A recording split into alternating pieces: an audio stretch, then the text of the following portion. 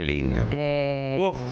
Feliz cumpleaños a Cecilia Roseto, ¿no? Qué artista. Interpretación, nació el 16 de julio, el 9 de julio, provincia de Buenos Aires. Bueno, y vamos a decir, está muy joven, está bárbara, tiene 7, nació en el 48, 7'5". Siempre ¿no? divina. Está divina, está espectacular. Y acabamos de escuchar Audacia, o estamos escuchando Audacia, de Hugo Larroca y Celedonio Flores, la letra. En este caso la acompaña Daniel Vinelli, así que una interpretación divina, una gran mujer. La letra. Te iba a decir, una gran mujer que abre las puertas a escuchar a otras. Mujer, ¿no? Totalmente. Que les gusta el tango. Totalmente, Sí. porque ahora es la columna de la doctora Salvo. Pero qué lujo esa presentación ahí. Sí, con... estamos, la verdad que estamos mejorando. Ostensiblemente día a día. Ostensiblemente. Yo les digo, si quieren verla a la doctora Salvo bailar tango, Sí. una vez por mes, Sí. en la Milonga Justicialista. Y si me quieren ver a mí con mi hija bailando tango, Claro, en la Milonga sí, Justicialista no, también. 2 por 1. Hacemos 2 por 1, ahí está. Che, ¿hay detenidos todavía por la marcha Efectivamente, del 12 de julio? Roberto, porque la Cámara Federal de Penal, con los votos de, escuchen, Martín Irurzun, Sí. Fará y Boico, confirmaron la detención, el procesamiento con prisión preventiva de 2 de los manifestantes detenidos ya hace más de un mes por la ley de bases. Estos 2 manifestantes eran quienes fueran registrados, o quien fuera, Patricia Calarco, o, si mal no recuerdo, ahora vemos los nombres, incendiando bicicletas, y otro con una granada en la mano. A ver, a mí lo que me interesa más que resaltar esta situación es que estas 2 personas quedaron detenidas con prisión preventiva. Otras 2 personas que sin prisión preventiva, pero se confirmó el procesamiento. Y la última persona, los últimos que habían quedado detenidos, se decretó la falta de mérito. Independientemente de estas circunstancias, fíjense lo que dice Irurzun, el creador de la doctrina del poder residual, que revierte el principio de inocencia en la Constitución Nacional. Me acuerdo. No hace falta demasiado esfuerzo argumental para advertir que no hay ningún vínculo entre el derecho a protestar y las conductas delictivas. Es decir, acá no se evalúa ningún tipo de contexto. Lo que se hace es vaciar de contenido el derecho de la protesta social y asociarlo con una conducta delictiva. Varias veces dijimos en este programa que lo que es un derecho humano, por una cuestión del principio de no contradicción de la lógica, no puede ser ni un acto lícito ni un delito. Pues a través de la calificación jurídica que hace el Poder Judicial, que insisto es el que tiene el monopolio de interpretar la ley, la interpretación válida es la del Poder Judicial, porque eso lo dice la Constitución Nacional, es describir conductas que tienen que ver con el derecho de protesta, con el contenido efectivo, concreto y material, y decir que es delito. Y a través de eso disciplinar. Entonces, esto fue lo que hizo hoy o lo que hizo hace unos días la Cámara Federal. Recordemos que eran 33 personas las detenidas. Recordemos también que de manera escalonada se los fueron liberando, y recordemos también que estas últimas 5 personas eran las que habían quedado detenidas. Insisto, estas personas están presas aún Hace un mes. más de un mes, porque se confirmó con prisión preventiva. Otros 2 tienen las causas abiertas sin prisión preventiva. Y los delitos por los cuales están procesados tienen que ver con el atentar contra el orden constitucional, incendios, resistencia a la autoridad, etcétera.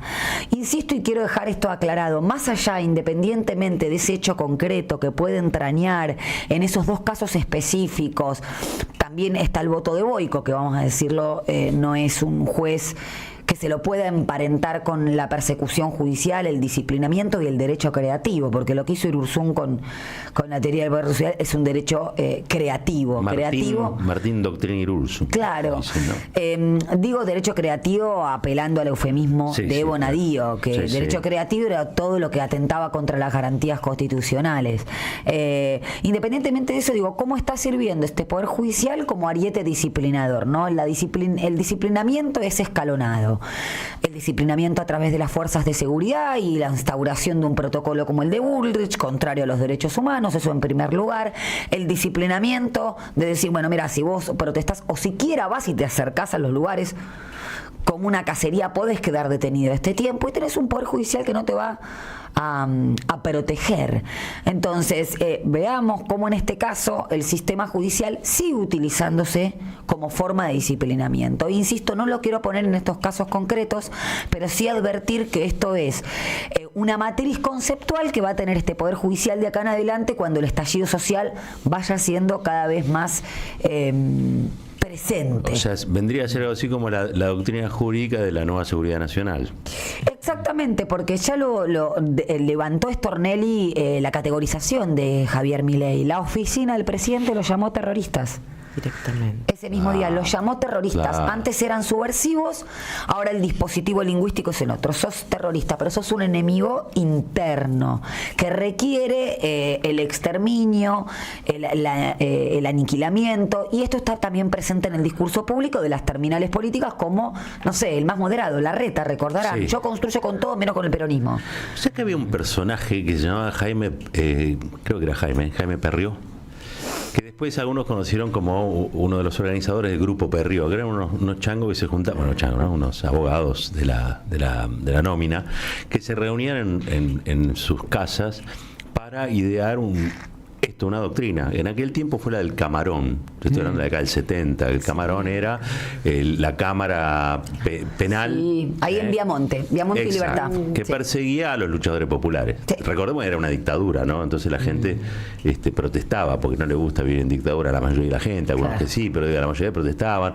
Otros habían elegido la lucha armada para tratar de derrotar esas dictaduras. Y esta Cámara fue la gran fabricante de procesos políticos que terminaron llenando de votos y caseros, ¿no? Pero creo que esencialmente de votos. Cosa que cuando asume el tío Cámpora, digamos, bueno, se da esa liberación, la famosa amnistía del 73, donde salen todos los presos del Camarón, ¿no? Ese Perrió había sido, no me acuerdo si era el secretario o el ministro de Justicia de no, ¿cómo se llamaba el que está antes? Ay, se me hizo. Viene Onganía y después viene Lanuse, perdón. Le he visto, no. No, Lanuse, el Petra de Lanuse. Durante el gobierno de Lanuse. Claro, uno le cuesta pensarlo en estos términos, pero capaz que Irursum tiene como modelo a Perrió, ¿entendés? O sea, de crear una doctrina para castigar la rebeldía popular o la protesta popular, ni siquiera la rebeldía, la protesta popular, la manifestación. Ya sus primeras firmas en plena dictadura militar negaban los habeas corpus. Claro. Es que Martín Irurzun, cuando uno habla de dictadura cívico-militar, muchos creemos que los cívicos eran las empresas, pero también eran estos personajes que le generaban una legalidad a lo ilegal.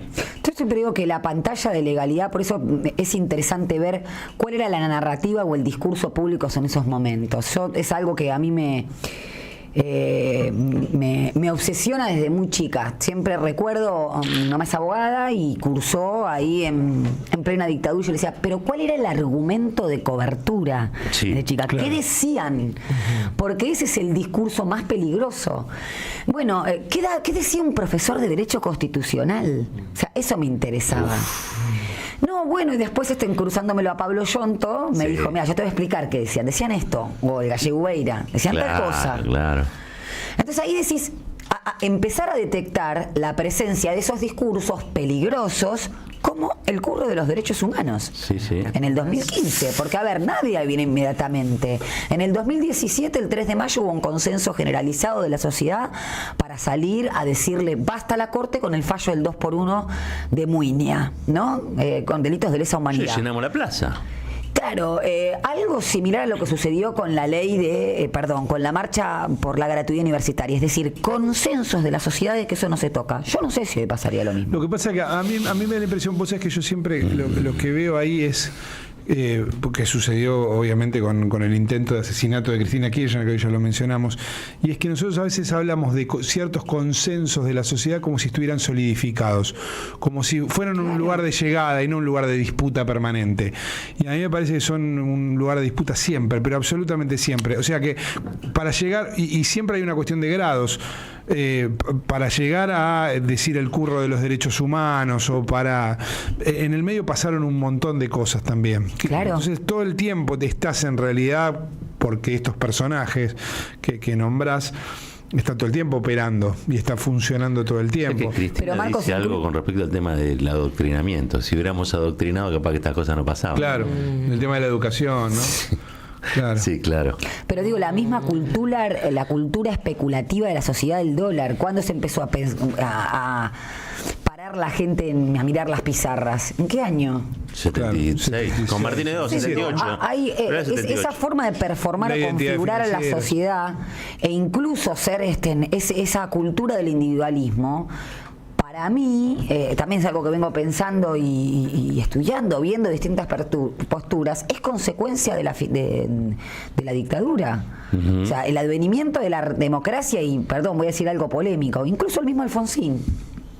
Alfonsín con la ley Mucci, lo primero que hizo fue lo mismo que en el 55 cuando se habló de desperonizar.